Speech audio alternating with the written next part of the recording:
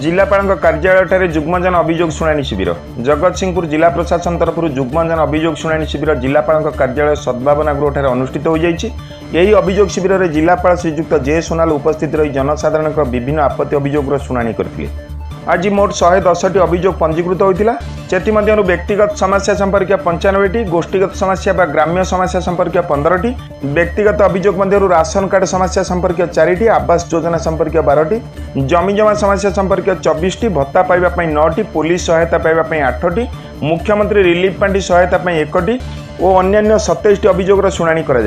10टी अभियोग तत्काल फैसला कर यही मिलित जन अभियोग शुणाणी शिविर में आरक्षी अधीक्षक अंकित कुमार वर्मा, अतिरिक्त जिलापाल श्री ज्योतिशंकर राय, डीएफओ राजनगर, मुख्य विकास तथा निर्वाही अधिकारी जिला परिषद श्री रविनारायण जेठी, उपजिलापाल श्री प्रशांत कुमार तराई, उपखंड आरक्षी अधीक्षक श्री अजिंक्य माने, जिला स्तरीय अधिकारी, क्षेत्रीय अधिकारी और ब्लॉक स्तरीय अधिकारी प्रमुख उपस्थित रही जनसाधारण आपत्ति अभियोग शुणाणी करते। Jagatsinghpur Rakesh Rai report news on ओडिया.in।